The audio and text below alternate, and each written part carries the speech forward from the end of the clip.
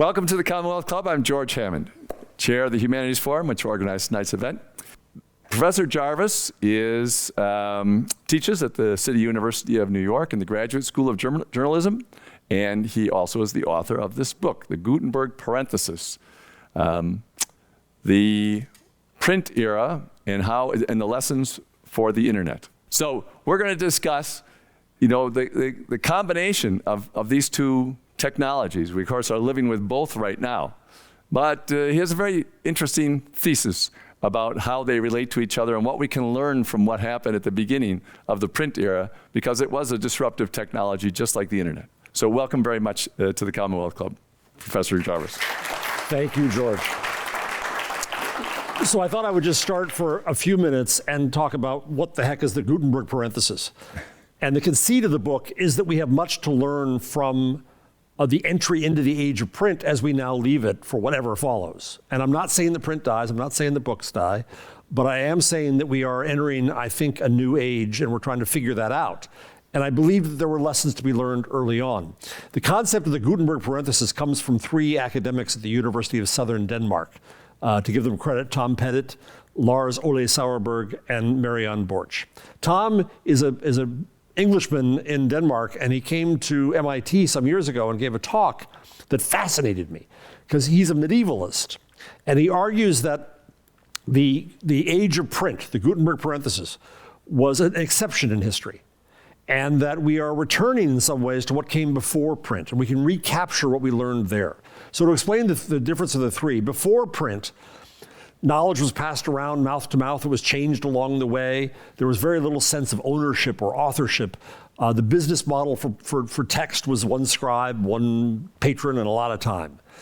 And the aim of the scribe was to preserve the knowledge of the ancients. Then along comes Gutenberg, and important to say that Gutenberg did not first invent movable type. It started in China and Korea, and we don't know whether there was any continuum there. But Gutenberg in about 1454 had the Bible come off the press. And as we know, huge changes then occurred. And Marshall McLuhan would say that once knowledge was contained at a beginning and an end, an alpha and omega, and in this product that we came to think of as a book or a publication, that we had an expectation of linearity, and that the line, this sentence is an example, said McLuhan, became our organizing principle. And finally along came a business model for text and print with copyright. And we no longer tried to preserve the knowledge of the ancients, but instead we honored Frau Dr. Professor so-and-so who wrote a book as an expert. And print affected how we cognize the world. What the theory then says is that afterwards, where we are now, and it's not a quick end, it could be an end that goes on for decades, generations, even centuries. But in this transition coming to the other side, we're returning to a more conversational society. And we're trying to relearn how to hold a conversation with ourselves, I would say, online. And there is not a clear business model anymore for print the way that there was in print, rather. That's why we fight around copyright. And we no longer honor the ancients, and I'm afraid we no longer honor the experts as much as we should. My friend David Weinberger, a philosopher, would say that the smartest person in the room is the room itself, is the network that brings us together. And so I sat with Pettit one day and I said, wow, what a coincidence this is that we come back to a conversational society. And he basically said, with being nicer than this, no, you doofus, it's not a coincidence. It's the whole point is we are returning to a more natural state of a conversational society. And I quite like that, George, and I think that led me to look at what were some of the changes that we saw in society and we see now in the society. And real quickly, I want to mention the timeline for what we learned, I think, through the age of print. 1454, Bible comes off the press. It took 50 years before the book as we know it to take on the form that we now know, with characteristics like page numbers and indexes and title pages and titles. That first 50 years is known as the incunabular phase, the infant phase of print. 150 years after print, after Gutenberg, we see a rush of innovation with print. And by then, the technology and the technologists, important to talk about that in San Francisco, kind of fade into the background. And now what we see is the invention of the novel with Cervantes, the invention of the essay with Montaigne, the invention of a newspaper in Strasbourg, the creation of a market for printed plays with Shakespeare. This huge wave of innovation came along. 1605, the newspaper. Another century on, 1710, copyright with the Statute of Anne. Another century on, 1800, we start to see the first changes in the technology of print. It changed not at all, basically, from 1454 up to 1800. But then we got steam-powered presses and the linotype and pulp paper and other things that made for mass media. So the mechanization and industrialization of print changed the scale of society markedly. Before that, the average circulation of a daily newspaper in the US was 4,000. It was a good Substack newsletter. Afterwards, it became thousands, hundreds of thousands, millions, and we see the creation of the mass. Fast forward to 1920, print gets its first major competitor, radio. 1950s, TV. Now here we are. What did I leave out? Obviously, the internet. And we are, to my mind, about a quarter century past the commercial browser, which I think is the popular rendition of the internet. And that's to say that we're about the year 1480 in Gutenberg years. We have time. This change we think is so rapid, I think might actually be slow. It might be that we have much change yet ahead of us, and we still need to adjust. And in that process, I think we have to learn how to have conversations with each other again. I think that we have to rethink our institutions that we have around us. I'll mention more about that in just one second. I think we have to re-examine this idea of the mass that mass media and industrialization brought us. I think the mass is fundamentally an insult to the public. It's a way to not hear and not listen to and not recognize the individuality of people. And I think that we also see today with AI the commodification of this thing we consider content. We think content is that which fills books and fills publications and newspapers and magazines. But content, I think, is the wrong description for what we do. We are in a conversation. This is humanities. That's what we're in right here now. I think that's a far more important way to look at society. Now, it's not working terribly well in a lot of ways. I acknowledge that. The internet, we haven't figured out the internet yet. There's jerks and there's misinformation and there's people who are wrong and there's all kinds of things going on online. But I think we will figure it out as we did. I'll end my spiel here. In 1470, there came what was said to be the first call for censorship of this new medium of print, only a few years after 1454 in the Bible. Niccolo Perotti, who was a translator in Italy, was much offended by a shoddy translation and publication of Pliny. And he wrote to the Pope and he said, "Your Holiness, you must appoint a censor to approve every form before it's put off on the press. It has to be somebody who's erudite and a scholar, and you have to do this because something must be done." Sounds familiar. Well, as I thought about it, I realized that Perotti was not asking for censorship. What he was asking for and was anticipating was the creation of the institutions of editing and publishing. Those institutions that came along that assured quality and authority and credibility in print. Not all the time, but most of the time. And those institutions served us very well for centuries. But I think they are inadequate today to the volume of speech that we now have. And I celebrate that speech. I celebrate that there are voices who for too long were not heard in mainstream mass media run by people who look like me, old white men. And that we can now hear online and we can now understand communities not as a mass, but as communities. But we need to create new institutions. And all we're concentrating on now, like Perotti, is we must do something about all this bad stuff online. Well, let's turn our attention to the good stuff that we know is out there. Let us build the institutions that find, discover, support, and recommend artistry and talent and authority and quality. And I think we can get there. I'm an optimist to a fault. Good, because we need that. So let's talk about this editorialship kind of concept. And it was a fascinating thing that the first censor was somebody who just wanted to make sure that sloppy work was disallowed. It wasn't about the ideas in the, it was the sloppy work of putting it together. The ideas problem would come later, but yes. Yeah. So we have these institutions that we're all used to, and we just go back to our childhood before they started to degrade. I mean, that It's probably not true, but that's the way it always looks when you're old, right? But to say, who was this? You know, we had the New York Times, we had the Economist, we had the Atlantic, et cetera. The things that the people who are professors and journalists and writers and thinkers and professionals in general, the professional class pays attention. It's not the aristocratic class anymore because it doesn't quite exist, at least outside of England. So we trusted them because they lived up to a certain standard. They tried anyway. Okay. So, and you mentioned Cronkite. Well, we don't have to just listen to whatever. That's the way it was. Well, it never was exactly the way it was, but Right. everybody had an agreement. So I always like this idea of having a batting average. You know, that what was the batting average of these institutions? And their batting average, I wouldn't put it at 5,500, you know, but it was pretty good so that you could count on them and they were reliable. And whereas their competitors might have a batting average of only 100, so you don't pay attention to them, you pay attention to the stars.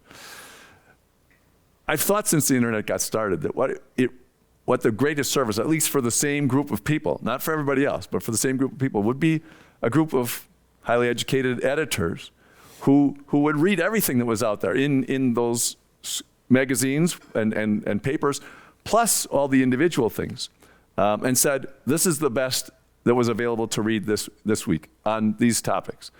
And also then get the input from all the people who subscribe to that saying, you missed this one, I read this article, it's awfully good, it fits right in, and then they can give it a yay or a nay and pass it on. And it seems that kind of editorial thing is one of the things that should develop in the future. Right now, who has done it are people with other interests. You know, you could think of Joe Rogan as a brand, an editorial brand that collects information that is appealing to his group. And even Russell Brand is a brand about, you know, for another group, et cetera. So that each of these stars of the internet, or even, you know, TikTok influencers who get 5 million views just saying that they like this ice cream at a local restaurant. You know, I don't know how, but they do. Each of those appeal to a certain group of people. And so in a way, all those voices are getting their own editors by their choice. So Yes, and I think that this myth of mass media, the Walter Cronkite, and that's the way it is, right. was not the way it was for many Americans. Right. Right? And I cut my teeth on the Examiner here in San Francisco when it was still a newspaper.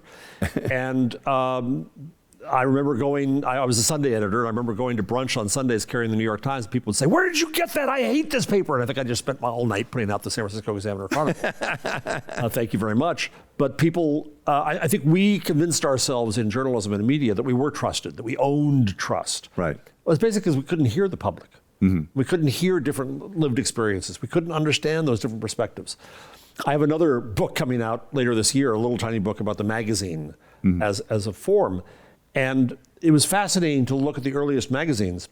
In the US, Harper's was started in 1850, started with, its mission was curatorial. Mm-hmm. Its mission on the very first paragraph, the very first page was to say what you said. We're going to find the best. We're going to find the good stuff out there. Now it shifted over time. They wanted to create their own things, and that mission changed. But I think it's a proper mission for the beginning of this new age. Mm-hmm. And newspapers and magazines are still giving you their lava flow of hot takes. Mm-hmm. They're still trying to control the public discussion. Mm-hmm. Whereas I think that the better public service would be to say there are tons of amazing voices now we couldn't hear before. Let's try to find, discover, support, recommend, vet, pick your verb, all of those voices. Mm-hmm. And I treasure that. There are jerks all over, and there always have been, and there always will be. Mm-hmm. And we're never going to win playing whack-a-mole with the bad stuff. Right. But there are amazing voices out there. And I celebrate TikTok because I think it's the first platform that is built for collaboration on the internet. Mm-hmm. And there's amazing people there, and there's great stuff that's happened there, and there's stupid stuff too, and there's very cute cats there. And we all need that at some point in the day. So I don't think that big old media have adjusted properly to this. They still think that they've got to create a product they call content. They've got to try to get your attention to it. The business model still requires them to grab your attention before they can get your eyeballs on the ad. Mm-hmm. And I think that we haven't begun to rethink the paradigm of medium. Now, I have my students as a journalism teacher. And I hope they're the ones to do it. But I taught a course a year ago with a colleague of mine named Douglas Rushkoff, an author, called Reinventing the Internet. And the students who were all master's age, we were assigning them to come up with some brave imagination for the future of the net. The hard part was they all came of age in the net we know now. The corporate, centralized, controlled net, not the open source, end-to-end net that you and I remember because our beards are gray enough. Right. And so it was hard to get the students to imagine that future if they didn't know that past. And I think that that's why it takes time for people to break out of the expectations of their elders, the expectations of the past, the analog of the past, to reinvent that future. And I don't think we've begun to do that yet. Yeah. And I think one of the big points that you mentioned in your book, and in addition, I've thought about it, is that I want the professional class to recognize that they're 5 or 10% of the audience and 5% or 10% of the voices that are out there. And therefore, what they want and what appeals to them is not what will appeal to everybody. And that the internet is for everybody, just like anything democratic. In general, people are not really over their authoritarianism. Absolutely not. And that's a real big issue with everything that we do in this kind of transformation of our technologies and our politics and everything to democracy. It's like, oh, that's too much trouble. Let's go back to authoritarianism. Well, it's even a newsroom can be authoritarian, right? An editor-in-chief, and I know there's one out here in the past, can be authoritarian. But not him. No, the other one is. And there's a hackneyed debate that I'm very tired of about objectivity in news. And I've long thought that it's a myth. There's a wonderful op-ed you can look up by Wesley Lowery, formerly of the Washington Post, who says that objectivity is, by its nature, a statement of power. And it's the people in the newsroom, again, who look like me, old white men, who decide that's objective and that's biased. And in doing so, in calling someone biased, you're rejecting their lived experience and their perspective. What I celebrate now about what the internet brings us is all these different experiences and all these different perspectives. And I don't agree with them all, and I block some of them because some of them are jerks. And we're not all going to agree, but there's a wealth of context and a wealth of different lives that are there to be had. And so how do we build an internet that's better at doing that? How do we make an internet that's going to make strangers less strange? How do we build an internet where we value that conversation and we value talent and we don't try to show off by being mean to each other, which I've done too. I apologize to anyone I've insulted in the room. But I think it's early. I think we're trying to figure it out. I think that this is part of the lesson of Gutenberg, is that all of these years, the public conversation and public discourse were controlled. And now they're not, and I think there's this release of energy that says, oh, good, now I can say what I wanted all this time. And I hope we get past that. We may not. Before we go back to Gutenberg and the start of the print era, just one last thing about this big issue about the internet. And that is, if people are going to transition to all voices have it, we shouldn't be surprised that people with their new voices that they haven't been able to express are going to imitate exactly what the authorities have been doing prior. And the authorities have been canceling all of their voices. So for them to turn around and cancel the authorities is just imitative behavior. And I don't think people recognize that and say, well, give them experience, let them talk, let them get used to the fact that they have a voice, and then they're going to stop doing that. They'll also learn the kind of behavior that we need to create a consensus in our society. Because the trick is going to be, to thread the needle of democracy, the trick is going to be that we have enough order that there's no chaos, that the chaos is kept at bay, but not so much that it gets in our way of living our lives. And that's a very hard needle to thread. And we also have to recognize that choice is also speech. That when the editor of the Chronicle or the editor of the Atlantic decides what to put in and what not to put in, that choice is their speech. And to insist, to compel them to carry speech, as certain politicians in Florida and Texas are trying to do, is not freedom of expression. Right. To not choose to carry their speech is not cancellation. To disagree with somebody's speech is not cancellation. this cacophony we have is the sound of democracy, and we're not used to it because things were so controlled. Because Walter Cronkite told us that's the way it is, and that's all we had. And I think one of the skills we have to get is to ignore the idiots. I think we've lost that ability. The idiots are now amplified all over on media, and look at what happens now. It was bad enough that news organizations were writing an entire news story about every single one of Donald Trump's tweets. Now they're writing news stories about every one of Elon Musk's tweets, which is almost as bad. Why? Why amplify it? Why give them more attention? Because there's this business model and thirst for more content, more attention, and it's leading us down a hole. What's bad with the internet was created in mass media. We've got to break both paradigms. So I'm going to violate what I said before and say one more point about this, or ask one more question about this. So we have this mass media problem, and the internet started off free and then became this. How much of that do you think is the fact that advertisers had a mass audience through the 3 networks that then broke down and left them orphans for about 15 years, and then they found clickbait? And do you think that that's how big of a driver is that for what's happening? So I think I track all this back to a magazine publisher who in the 1890s discovered that he could sell his magazine at a loss for a dime and make money on advertising. That was the beginning of mass media. That was the moment at which you tried to sell an audience on advertising. Now, I like the fact that advertising exists. I'm on a podcast on the network called This Week in Tech, where they sell advertising. It helps support the network. Journalists are supported by advertising. There's nothing evil or wrong about advertising. The problem has become in the commodification, even the audience is commodified now. And what the internet did was it put buyer and seller directly together. It commodified content and environment, as we say in the media business.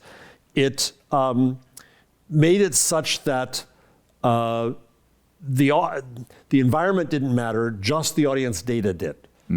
And so it ruined the kind of myth of mass media that I teach my students about. The myth of mass media was that all readers see all ads, so we charge all advertisers for all readers, so thus all readers are very valuable, and we want to keep all the features we can in the newspaper because we're trying to hold your attention. Online, that went away because you didn't read the whole publication. That myth went away, and you only see one page with one ad, and I'm going to try to grab your eyeballs while I can and give it to you. So that leads to all kinds of bad behavior, clickbait, and horrible services. I think there's a way to reinvent advertising because I think we have to pray that we can hold on to some of that subsidy that advertising provided. But I think that the internet brought out the worst in what was the mass media business model. Ben Smith, the former editor of BuzzFeed, now at Semaphore, has a new book out called Traffic. You ought to have him here. He's a smart guy. Okay. And he talks about the apotheosis of this need for traffic. BuzzFeed had this story, you probably all remember, about this dress that was these 2 colors or those 2 colors and nobody agreed, right? Everybody in media rewrote that same story without adding any value to it. Why did they do it? The business model said I have to have my own page, my own content, to get my own eyeballs, my own clicks, my own SEO, my own likes, to get my own ad, my own pennies. And that's what leads us down now to this horrible commodification of content. And I think the only way out of it is, number 1, for people to recognize quality again. Number 2, in the business. Number 2, for us to recognize the value of community and different scale, and see if we can rebuild the media business around that. All right, so let's get to Gutenberg and the beginning of the print era. And I think maybe not every single detail because the book is so good on that, and I want everybody to buy the book. But the amount of science that went into figuring this out, it was, and the amount of different skills that he had to put together. Just tell the story of a little bit of what he did. So I teach entrepreneurial journalism, so I'm fascinated by entrepreneurs, and Gutenberg struck me as the entrepreneur. And as I looked at it more and more, I was fascinated with the idea that he had to meet all kinds of technological challenges and financial challenges to start the book. The press was the least of it. The most interesting part, in great measure, was the creation of a handheld mold to make type. Yes. So you're not going to see this on TV. You're not going to see it in the audience, but I'm still going to hold it up. In my hands is this little tiny piece of metal. This is the letter R. You think about it, that this little tiny piece of metal was how every bit of text in all of the world was set in type and printed for 450 years. One damned letter at a time. You had to make the letter, which is an incredible task itself. You molded the letter on top of a piece of steel. You pounded that piece of steel into copper. That became a mold. You put that mold into a handheld mold. You pour metal into it. The metal had to be just the right formulation of lead, tin, and antimony so that they could make it very fast. And then you make all these letters. Well, then comes time to set the book. You take the letters one letter at a time, and you set the book that way, right? Then you print the book. Then you can't afford too many of these letters, so you got to put all the letters back in their pukas in the typecase, uppercase and lowercase, as it was invented. And then if the book sells, you got to do it all over again. That's how text and print were made for almost half a millennium. Just amazing. So Gutenberg had to deal with the metallurgical problems of making type. He had to deal with the chemical issues of making ink. It was just the right consistency so to be sticky enough to be able to work. He had to deal with getting the right kind of paper. We thought it came from Italy, but later research says it probably came from closer to home. He had to understand how to wet the paper to make it take the impression well enough. That was just the publishing part, and that was hard enough. But then he was working in a business that required, and this is familiar in San Francisco, risk capital. So he had to go get money to pay for the space, the presses, the metal, the paper, before the first gulden would come in. And he didn't have the money, so he went to a guy named Johann Fust, who backed him. And the myth had it that Fust robbed him blind and poor Gutenberg died penniless. Not true. Fust was somewhat of a partner, somewhat of a lender, somewhat of a investor. And at the end of the Bible process, they had a court proceeding to decide to split up the business, because they did split up. But Gutenberg ended up okay. Fust and his son-in-law, Peter Schoeffer, went on and published amazing books from then on. The issue is, though, that Gutenberg had to have the money, and they disagreed about where the money would go because there weren't enough lawyers in the time. You would come along later. And so he had to have a business sense about it, too. Then they also had to sell the books. They had to figure out, and we believe that the first printing of the Bible was well sold out before it was finished, because people saw parts of it in the Frankfurt Book Fair. So Gutenberg did all of that. He was the original complete entrepreneur in that sense. And again, he didn't invent movable type, it happened elsewhere. He had to take advantage of things that had happened before. The paper quality used to be, by the way, that some centuries before there was no space between words. And that wouldn't have worked out very well in print. And there were all kinds of changes like this that came along that made it the moment.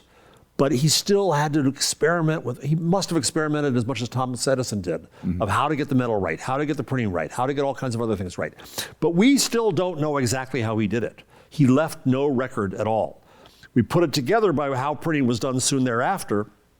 And there are other theories about how he made the original letters.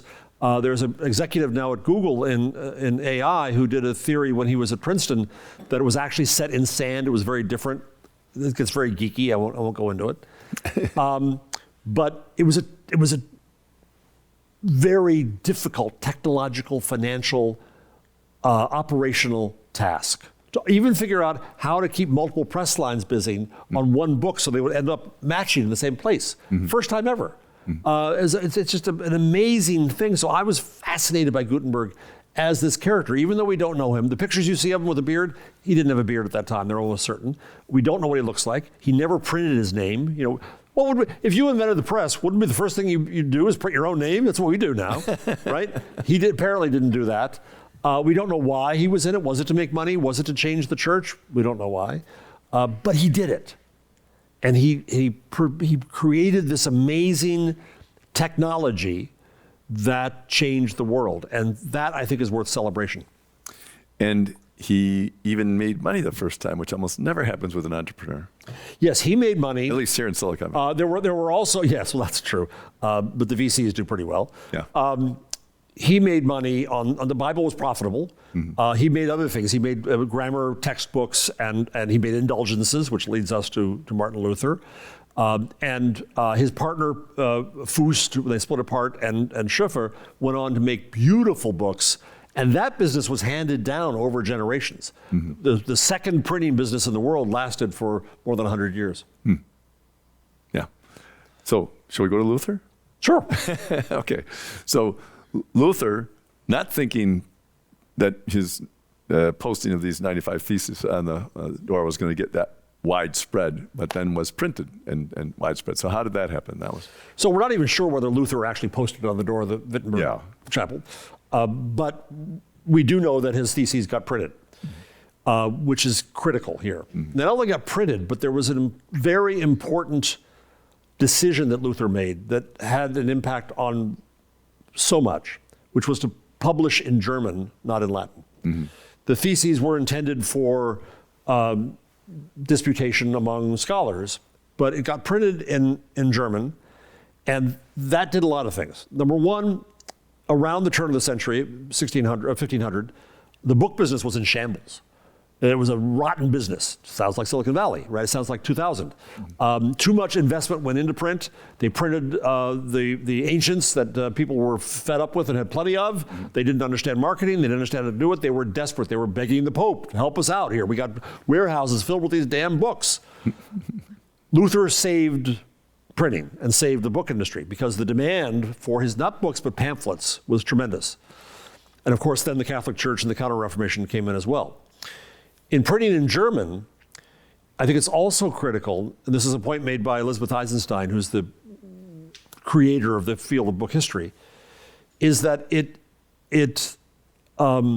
enabled the codification and the standardization of a language. Umberto Eco says that a dialect is a language without an army and a navy. And across Europe, across the German-speaking lands, of course, there were tons of different dialects. But when Luther decided to publish in German and publish his Bible in German as time went on, he standardized German and thus started to become the notion of a nation. And especially there where there wasn't one. And the idea of nations and nation states and borders, one can argue, came in some measure because of standardization of language from Luther. They say the same thing about television in Italy, that the language from Milan to Sicily was now, and you can even say that Walter Cronkite's Midwestern accent standardized, didn't get rid of all the accents, but there was a standard American English. So that argument has been used lots of times. It's very interesting that each of the things that goes out to more and more people does that. So you had a very interesting little aside in there about the same time. It was about Henry VIII having commissioned a book. Where did you find that? I had never read that. And I read plenty of things. I got to look up the sources. Yeah. He commissioned, Henry VIII said this report, and I think this would be a great novel to do. Yeah. According to this report, and I would go into the footnotes right now, but it doesn't make good TV, commissioned an Old Testament in Hebrew because he was debating whether to convert to Judaism to deal with his divorces. Imagine Jewish England, right? It just changes everything. Yeah. If Henry VIII had done that, so I don't know, I'm sure some historians will doubt it, but I don't care now because it just makes a great idea for speculative fiction, doesn't it? Yes, it sure does. And it's like, it sure shows that all he cared about was the divorce. Yeah, yeah. We already knew that, actually. The other interesting thing, too, about the Reformation, because one can debate about I don't want to get in trouble here. One can debate about the roots of the Reformation in England because of Henry VIII. But with Luther and company in Europe, it was a whole different beast. And one might argue that we have ahead of us a Reformation and a Counter-Reformation. And I wonder sometimes whether or not Black Lives Matter online is our racial reckoning and reformation, and January 6th was the Counter-Reformation. That when more voices are able to be heard, those who held control of speech before resent it, try to stop it, try to deal with it. And I think that's what we see happening in this country now. And it can blow up. It blew up into a 30 years war in Europe. Do we have a 30 years war ahead of us? I was debating a German regulator at a journalism conference in Italy. A barrel of laughs, the guy. And I made this joke that maybe we have a 30 years war ahead of us. And he said, "It is too soon to joke about that." Well, I think you talk about Erasmus and Thomas More and Martin Luther, and it's interesting because Thomas More and Erasmus were trying to reform the church a little bit. And then Luther really took it and they said, "Hey, you can't do that." And Erasmus, and More both got into polemics with him.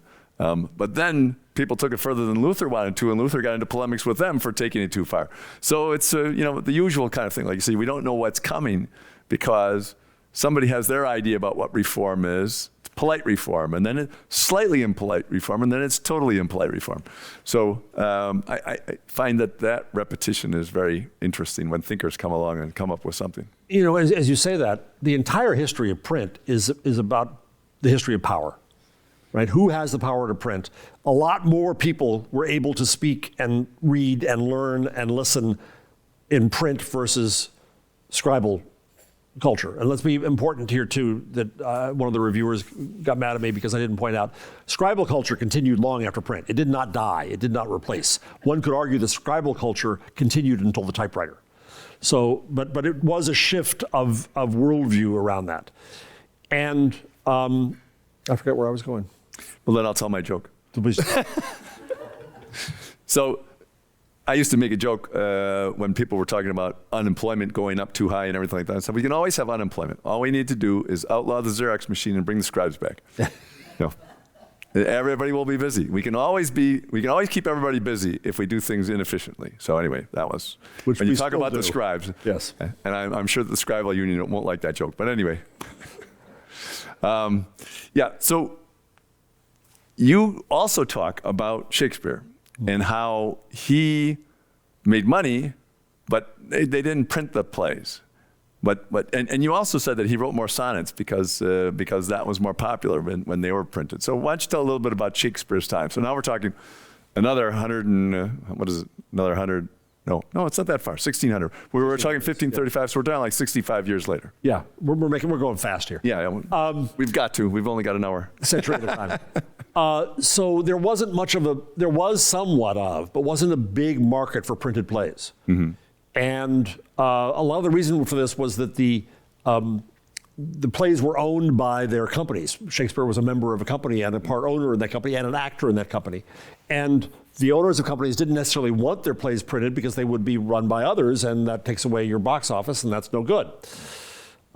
There were printed plays from Shakespeare. There were also sonnets. Mm-hmm. He found that there was more demand. One scholar believes that there was more demand for verse than not, so he wrote more verse. Mm-hmm. That he was responsive to his audience and to his marketplace. And as you all know, after he died, the first folio came out. Friends of his published, and we just had the anniversary of the first folio, which is a gorgeous compilation of plays that without it, we would have lost some of his plays. Because some of the plays were done horribly in bad editions. Mm-hmm. His name was used for some, and he got rid of his name being used. There's a really bad example of some of the famous speeches that were printed very badly. If I could find it quickly, I'd read it to you. It's funny. To be or not to be, that one. To be, yes.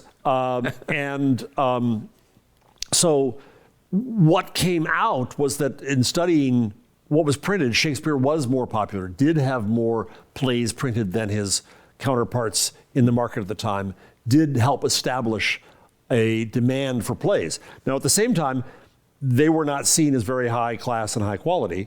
The Bodleian Library at Oxford, Bodley, who founded it, said he really didn't want any plays there because it was just kind of junk.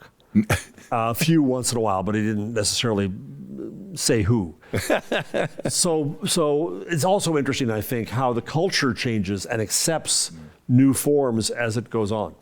You mentioned on that point that poetry was far more popular before the printed word, and after printing, prose took over. You want to explain why that might have been? Memory. Memory. Right? When you go back to Plato arguing that the writing was going to ruin us because it would ruin our memory, the same view was that the same thing would happen out of print because people remembered things through verse, through rhyme, and there was less need to remember. Right? Same need we have now is we don't have to remember anything ourselves because we have Google. Thank you very much.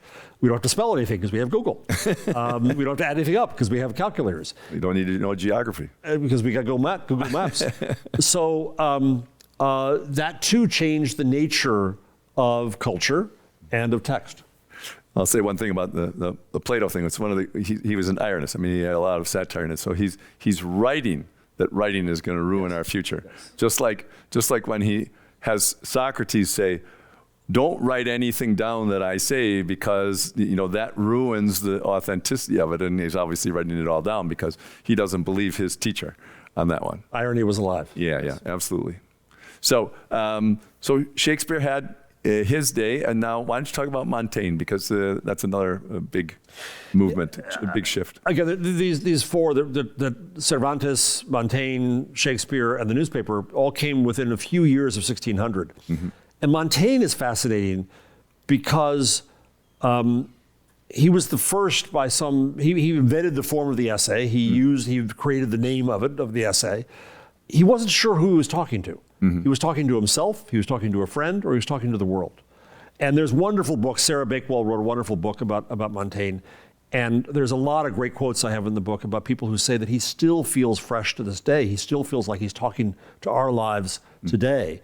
And he created this form of the essay. Now, one could argue that he also raised the bar for inclusion in public discourse, that you had to be a writer. You had to know how to write to be respected, because that's, in a sense, what Montaigne did. And I think it's an interesting contrast to get way ahead of ourselves, that AI comes along and does a pretty good job of writing. And people like me who say, I'm a writer, I'm special. Well, maybe I'm not so special. Maybe that's not the essence of what the skill is. Maybe that's not what it's really about. And so Montaigne fascinates me because he set something in motion. Other amusing point is he's also kind of the patron saint of bloggers. Talk about yourself a lot, and as a blogger, I appreciate that. Well, I'm going to go to a question from our online audience because it's about AI, since you just mentioned it. Question is, what are your thoughts on ChatGPT AI? What are your concerns about the growing tech affecting journalists and journalism? So I went down to Google this morning, and one of my first book was a book called What Would Google Do? So I live la vie to Google. I carry an Android phone. I'm fine with Google. I think they're a fascinating company. I think that the rush to AI is mistaken in many ways. Machine learning has been around. That's how we get Google Translate. That's how it knows what word we're going to say next. That's how Maps works. All kinds of things work around AI, and it's machine learning is very, very smart, I think. That's a dumb thing to say. Machine learning can do lots of things. So I welcome that. The rush of attention that came out with ChatGPT and the large language models, I think, is misplaced in a lot of ways. First, I think it's a mistake for Microsoft to have put it into Bing because people expect it to give back facts, and it doesn't know how to do it. All it knows how to do is predict the next word. That's all it does. And it does that well. It's not hallucinating. It's not making mistakes. It's just predicting a word that comes out of our own cliches of our world.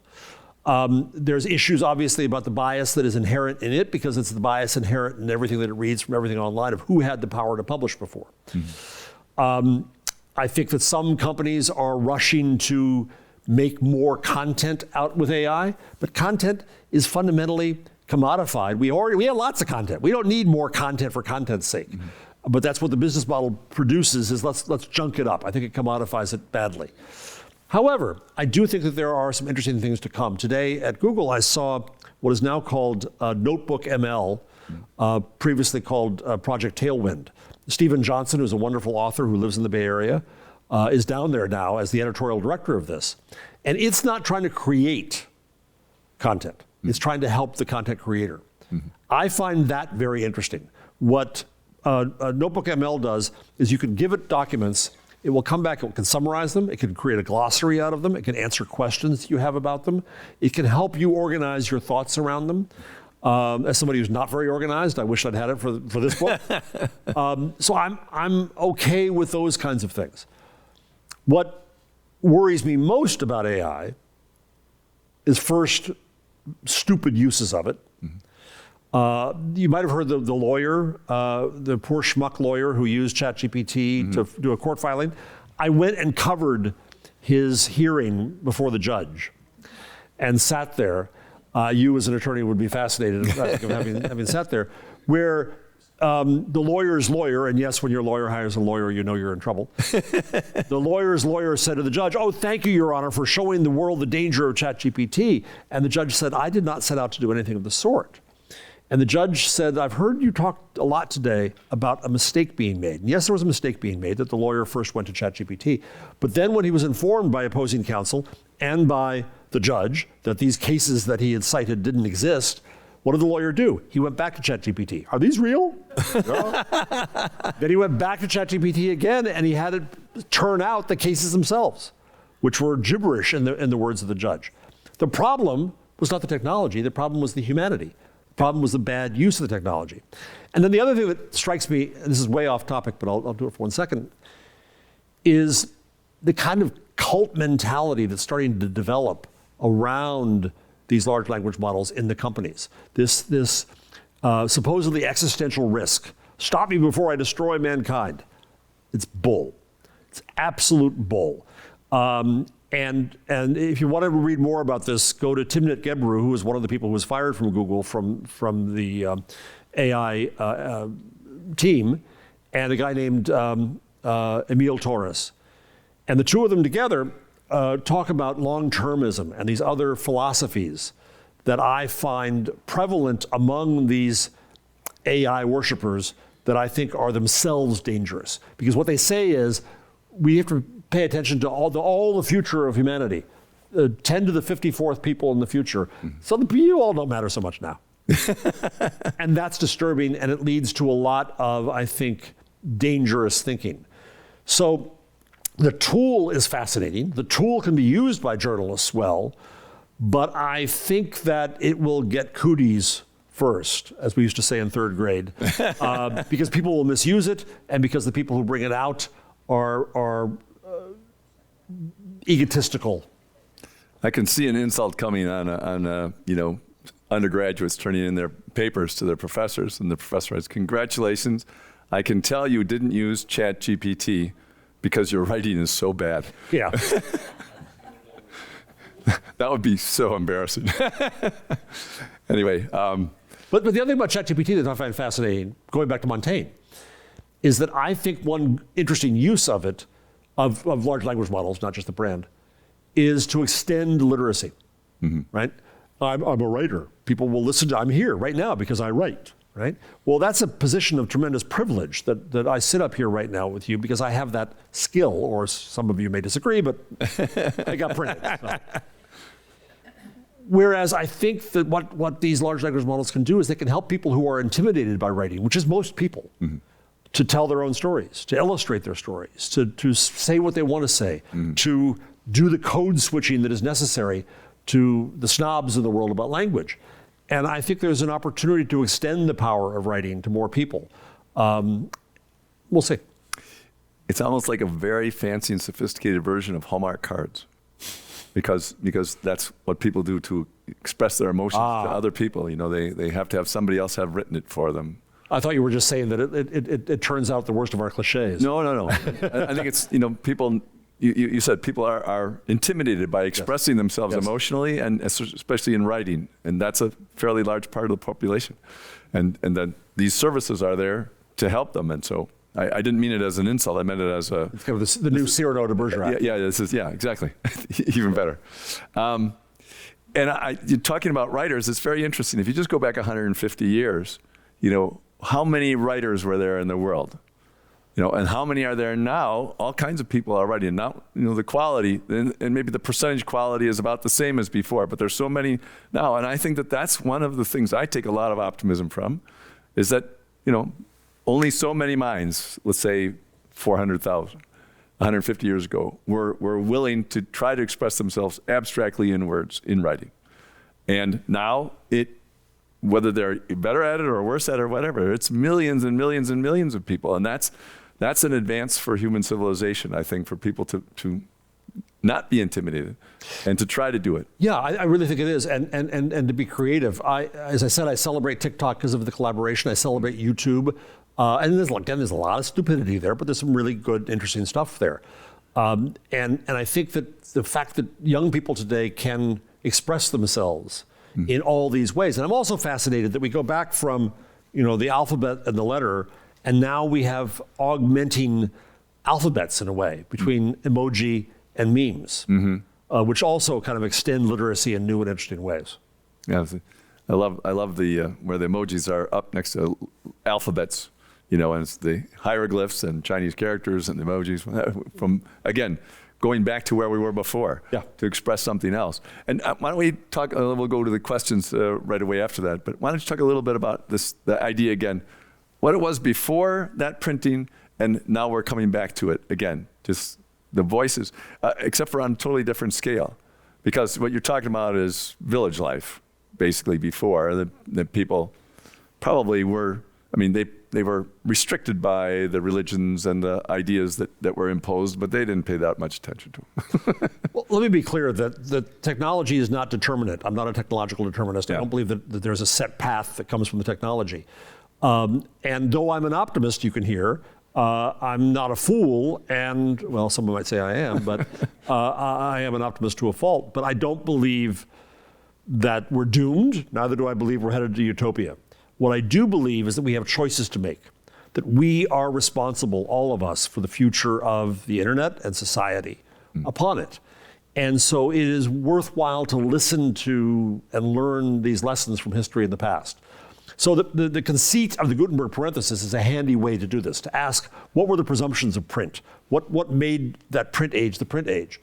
There are those who argue there's no such thing as print culture, but I think that we were definitely influenced by print, and it became if nothing else, a metaphor for so much in life. You turn the page, right? And so what I think comes next is decisions to be made about the society that we want to build in this new reality where everyone can speak. They could all speak before, but now they can be heard. Some might say, well, there's too much speech, but I say, who's going to decide whose speech is too much? Some might say that we're corrupted and awful. We figured out print after a 30 Years' War and a few Peasants' Wars and a Reformation and a Counter-Reformation. I think we'll figure this out too. I hope without as much surus and difficulty. But it's not a set path. The point is we have choices.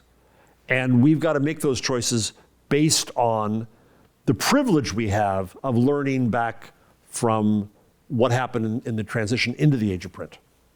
And it seems that one of the crucial parts of making that a greater success than it will otherwise be is for the professional class to recognize that their voice is not going to disappear just because somebody else is talking, and that their group of thinkers and talkers and discussers and the scientists discussing, none of that is going to go away. It will all be admired for what it produces, even if the other people don't take part in it. And that this method that we have, these technologies that we have, is going to make sure that everything of any interest is still there. I always think about architecture that's been lasting for a long time, and you could tell, the Pantheon is still standing in Rome after 2,000 years.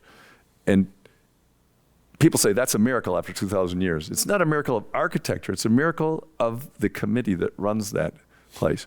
Because at least 15 times they had to decide over 2,000 years. It'll cost us more to keep this the way it is than to rip it down and build something new.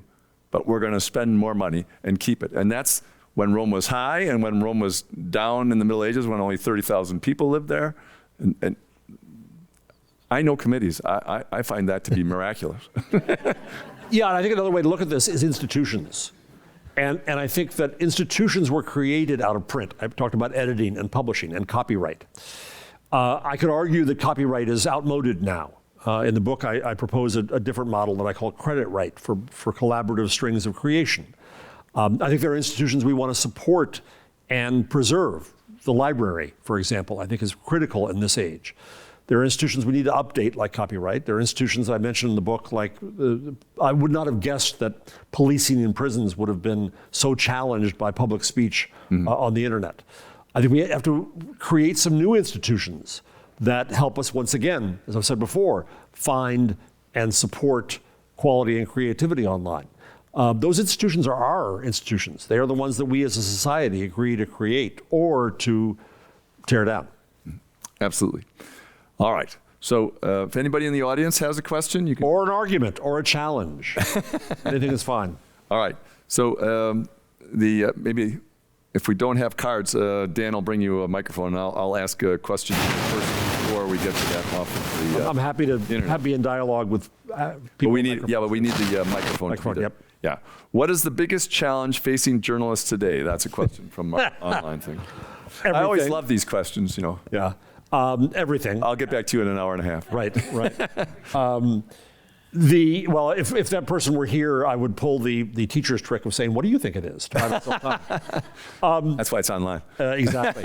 Hello, person. So I teach journalism, as you know. I've been a journalist my whole career, which has been a long career. And I have a bit of a crisis of my profession of late.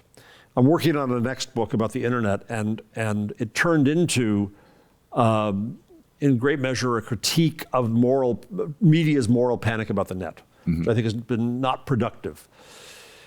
And as I think about it, that's only one of my critiques. We could look at coverage of the elections. We could look at the coverage of how Donald Trump was amplified and that media still have not learned their lesson. We could look at media's inability, I think, to deal with history and perspective.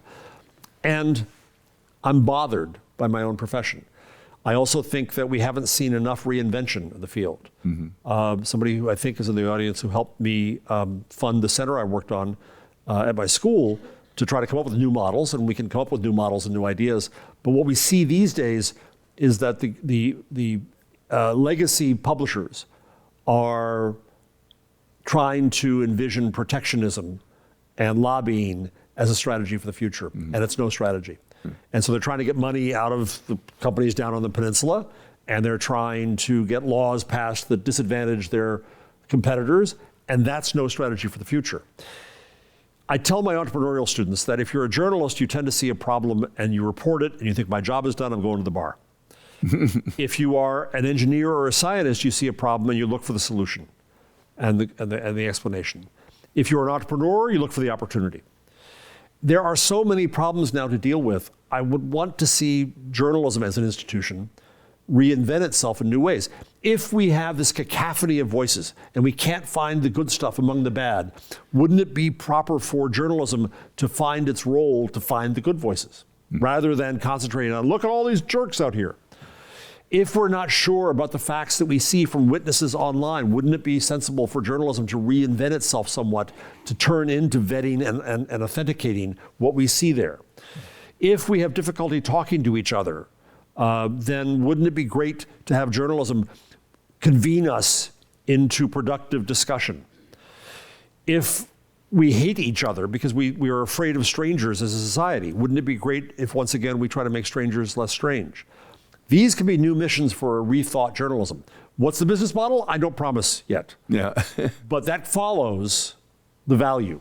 And I think we've got to change journalism from being a factory making a product that we call content into a service that brings communities together for a better society. So that's a big challenge. Yeah, that certainly covers in much less than an hour and a half what I was expecting for that. You mentioned moral panic in that answer, and you have something in there about how when early movies were said, well, that's not pornographic, that's art, and so on. And there was a moral panic about pornography and illegitimacy that would take over. That was in the 60s, early 60s. So what do you say to people who say that moral panic was justified because the illegitimacy rate at that time was 3%, and right now it's 40%. And therefore, by accepting that, we should have been morally panicked about that. And it's still only 3% in Japan. So what did we do wrong? Well, And it wasn't pornography because Japan has that. if my grandfather rather, were not illegitimate, and my great-grandfather had married my great-grandmother, my name today would probably be Riley. So I think to call human beings illegitimate is itself a really kind of sick symbol of what we think of as morality in society. So that moralism, to say that's wrong and we're going to condemn it, we're going to condemn the people around it, is what we get wrong too much. The problem I have with moral panic, and it's a running joke on This Week in Google, the podcast I'm on, that they now have a graphic that goes up every time I say it. And I get accused of saying it too much, but I don't say it nearly enough. Here we go again. So the problem with moral panic is its simplicity. It's simplistic. It says that, oh, I've found the cause for our ills in society, and I've found the folk devil who's causing it, and I'm then not going to investigate further into the deeper causes. The internet did not make us racist. We are a racist society. If we turn off the internet tomorrow, racism and bigotry and sexism and hate do not go away. They were already here. And in fact, part of the trope about the internet is that it turns us into filter bubbles and echo chambers, right? We all hear that. There's a lot of research. There's a very good book called Are Filter Bubbles Real by Axel Bruns that looks at all the research on these topics and says that it's actually not true. There's a social psychologist in Denmark named Michael Bang-Petersen whose theory with his research is that the filter bubbles we live in are the ones in our real lives. And that we construct, there's a book called I think it's The Great Sort, about how we move into communities to be with people like ourselves. We join the same clubs, we join the same work. We want to be around people who are like ourselves. That's our filter bubble.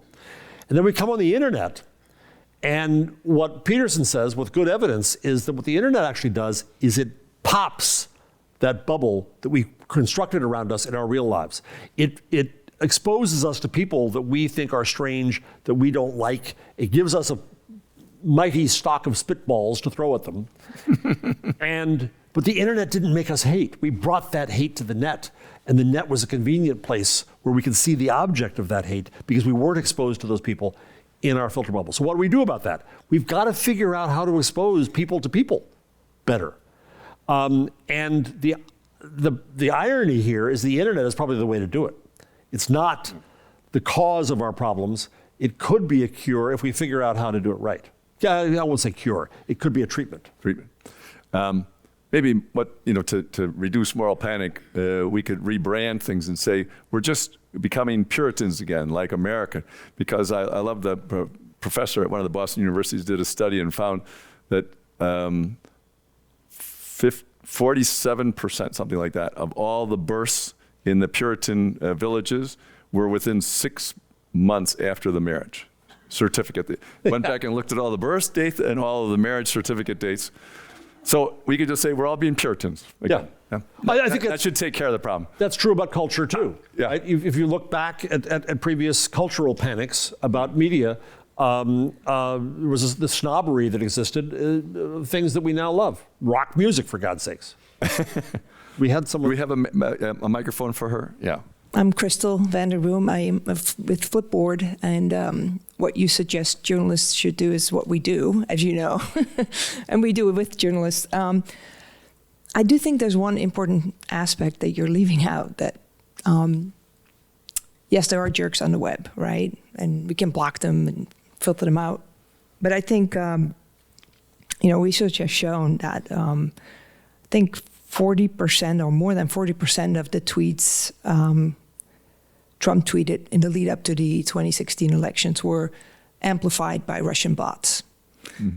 Misinformation about coronavirus, between 40 and 50% was bots. So the weaponization, it's not people who are jerks. Yes, those exist too, but the fact that it can be so weaponized, and it's being weaponized. The protests and riots in France, Platformer today wrote that Macron was asking mayors, maybe we shut down Snapchat and TikTok. Maybe that will solve the problem. There's jokes on the web and there's real life. Like January 6th, you mentioned, there's real life. It's more than jerks. So I would love to get your thoughts on that. Crystal, I will thank you for the challenge. I appreciate that. Just what I wanted. And I agree. We need to expect more of the hosts, the platforms. I think one of the great mistakes that was made right here in Silicon Valley, right here in San Francisco, and by me as well, was we were too optimistic. Right? Mark Zuckerberg said, "We're going to connect the whole world." I think a connected world is a good idea too. My friend Siva Vaidyanathan, who wrote kind of the opposite of my books, I wrote, "What would Google do?" He wrote the Googleization of everything. I wrote public parts. He wrote anti-social media. So, Siva says that companies are bound to be companies and are bound to be not good, and that it was just a mistake to connect all the humans in the world because this would happen. I'm a little more optimistic than my friend Siva. I think it is still good to connect us. I think that the amount of bad that is out there isn't quite as what we think it is. I'm going to quote something in a second. But I think the mistake that Facebook made and other companies made was that they were too optimistic. They didn't take responsibility. As I said before, choice is also speech. And Facebook is Zuck's garden party. And if you went to Zuck's house and people did at his house what they do on Facebook, then he wouldn't want them in his house, right? So why are they on Facebook? Well, because it's expensive to make judgments. It's troublesome to make judgments because you're going to get in trouble with whoever you're taking down, right? The left wing in America says, take down this hate speech. The right wing says, that's our hate speech. You must carry it. So you're stuck in a vice there. What I would wish for, I'm trying to write this for the next book right now on the plane on the way back. I'm trying to figure this out. Maybe you can help me. Is that I would wish that we would make covenants of mutual obligation.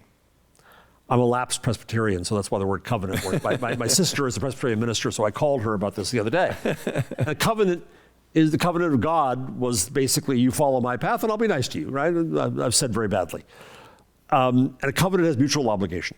The problem is that the platforms made community standards that were not of the community, were imposed upon the community for the company's benefits, and the companies made no concurrent assurances of what they would do that we could hold them accountable to. But more than that, they didn't have a North Star. It's not enough, I think, just to say, let's connect everybody. Why? To what end? What should we do together? What do we want to do together? And if you don't like the North Star that they propose, well, then you don't have to use that service. But I think the service should start by saying, this is why we exist. And none of them did, because of that early optimism, of which I was a part, was, wow, the internet's going to connect everybody. It's a great thing. We didn't anticipate enough. I'm not a technologist, but I'll throw myself into the blame here. Didn't anticipate enough the manipulation, the organized manipulation that would occur, and the resources that would be necessary to deal with that. I started a whole bunch of newspaper sites for advanced publications.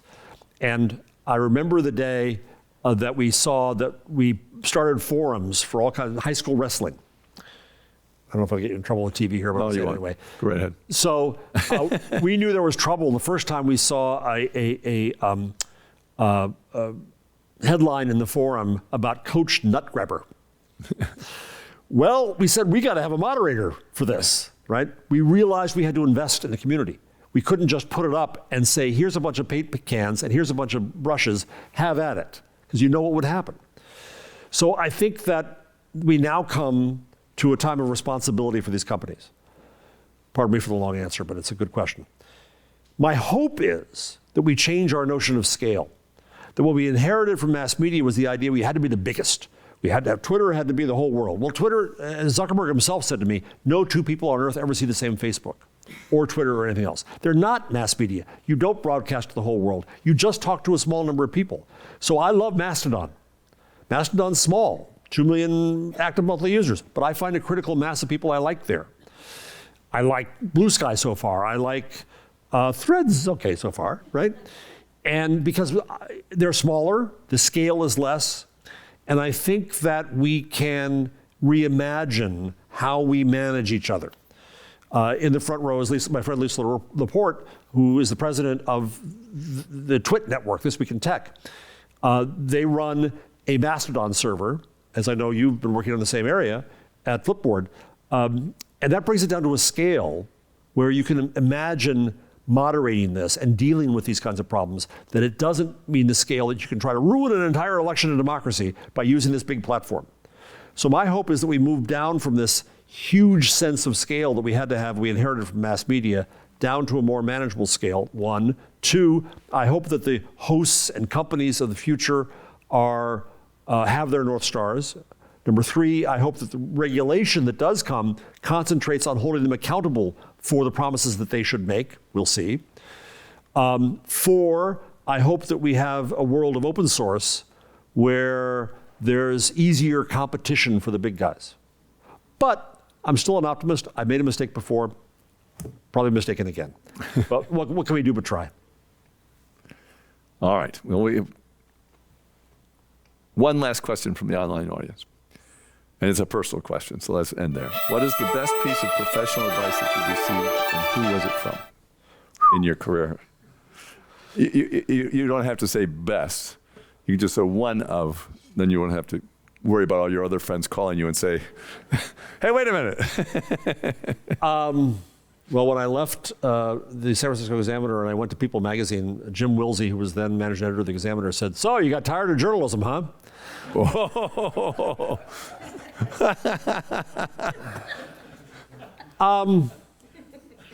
It's really hard to come up with the best. I've had so many great mentors, and I've had such a lucky career where I was going to go to law school, but I said, 3 more years of this school stuff? No. Yeah. What am I going to do? I looked around, and I was on the school paper, and I chose to do that. And I had a bunch of very lucky breaks. And I came to San Francisco as a young guy, and I was the Sunday editor of the San Francisco Examiner Chronicle. Nobody liked it, but I had fun doing it. And I was made a columnist. I was the 87th sacrificial lamb against Herb Cain. The older ones you know. I went to New York, and I got to start a magazine. And I had great mentors along the way. Jim Wilsey was one. Pat Ryan, who was the editor of People when I was there, was another. And I could go on and on and on and on. And then some of the deans I've worked with at my school, and I've learned from my students as well. I think the most important lesson I've learned, I'll put it that way, is the value of listening. I've had the privilege of starting a degree with my colleague Carrie Brown at CUNY and at the Craig Newmark Graduate School of Journalism. I should be clear to say that name here in the city of all cities. My friend Craig, in engagement journalism, which is all about listening to the public, about listening to communities we serve, about not thinking that we just broadcast and that's all we do. That changed my view of all of this. I guess the moment that changed me, sorry, you asked for autobiography, and what do you got? Absolutely. I was at the World Trade Center on 9/11 and survived, obviously, and chose to write about that a few days later and start a new blog. And a friend of mine, Nick Denton, sent a post that I'd written to some friends in LA who had a blog, and they wrote about it, and they linked back to me, and I wrote about it, linked back to them. And that was a moment that said, wow, it's a conversation. It's happening in different times and different places. But that's the proper view of media. That's the proper view of media since the beginning, that we can recapture now, is the idea that it is a conversation. The conversation that you and I are having right now is a model for what we all want to do with these wonderful new tools. And yes, we're using a stage and spotlights and a camera, and I'm in the position of privilege, and I'm talking and not listening to you because I have the stage. Nonetheless, we have a pleasant conversation, and that is what we want out of society. It seems that's what the cultural conversation has been forever. Plato was talking to Montaigne and to Shakespeare, and then later on, they're all talking to each other because almost all of them have read each other. And I think that that's what the whole idea of writing in the first place was, in order to get your thoughts out to an audience who will really thoroughly appreciate it, and another audience who will appreciate it, and another audience who will be slightly entertained by it. But who also will challenge you and bring their experience to it and enter into a dialogue and public discourse. Because, I think that's why I mentioned Plato first, was because he wrote in a way saying, okay, here's a whole bunch of different points of view. Convince me, give me an argument. I'm interested in trying to be wiser, and a conversation with other people is how I'm going to get there. Yeah. Yeah. just like tonight. Thank you. Thank you very much.